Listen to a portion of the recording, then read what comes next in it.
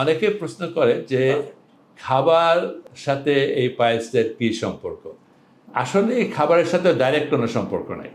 খাবারের সম্পর্কটা হলে তো কোষ্ঠকাঠিন্য কোন কোন খাবারে হয় বা কীভাবে হয় এটার সাথে কিছুটা সম্পর্ক হয়। যদি কোষ্ঠকাঠিন্য বেশি হয় তাহলে আপনার পায়েসে রক্ত পড়া বা অন্যান্য লক্ষণগুলো বেড়ে যায়, আর কোষ্ঠকাঠিন্য কম হলে ওটা কমে যায়। তো এর সাথে খাবারের সম্পর্ক হলো যে আমি ব্যক্তিগতভাবে কোনো খাবার নিষেধ করতে চাই না। অনেকে বলে যে গরু গোশত খেলে বেশি হয়, খাসি গোশত খেলে বেশি হয়। আসলে তা হয় না। যেটা হয় যে মলের পরিমাণটা, যে স্টুল কনটেন্ট, এই মলের পরিমাণটা যখন কম হয় তাতে কোষ্ঠকাঠিন্য হয়। এতে আপনি যদি শুধু গরু গোশত খান, মাছ খান আর অন্য কিছু না খান, তাহলে দেখবেন যে এই গরু গোশত, মাছ যেটুকু খেয়েছেন সেটা হজম হয়ে গেছে। হজম হয়ে রেসিডুয়াল কোনো জিনিস থাকে না যেটাতে মলের একটা অংশ। তো মলের অংশটা বাড়াবার জন্য আমরা বলি ফাইবারযুক্ত খানা খাওয়া।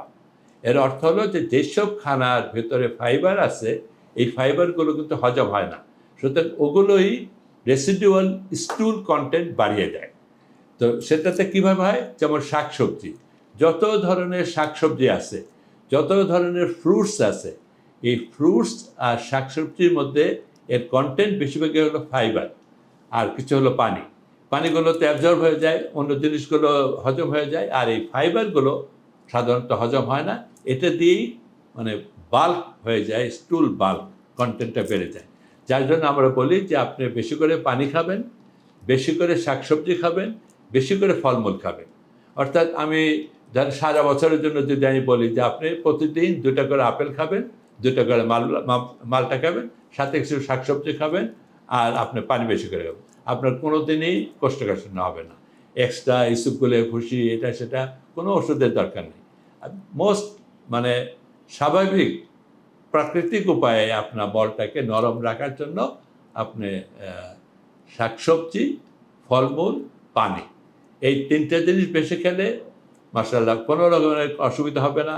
আপনার যদি পায়েস থাকেও সেটার লক্ষণগুলো অনেক কমে যাবে যদি আপনার রেগুলার স্টুলটা পাস করতে পারেন। ধরেন এখন ইনসিডেন্টালি বছরের এই সময়টা আমের সিজন, আপনি যদি প্রতিদিন 6-7টা করে আম খান, যদি ডায়াবেটিস না থাকে, তাহলে আপনি দেখবেন নিশ্চিত আপনার কোনো সমস্যা নাই। স্টুল শক্ত হচ্ছে না, স্টুল মুভমেন্ট ঠিক মতো আছে, বাল্ব ঠিক মতো আছে। আপনার যদি নর্মাল পায়েস থেকেও থাকে, এখন দেখবেন যে ওটার লক্ষণগুলো অনেক কমে যাবে। সো মূল জিনিস হলো খাবারের শাকসবজি, ফলমূল এবং বেশি করে পানি খাওয়া।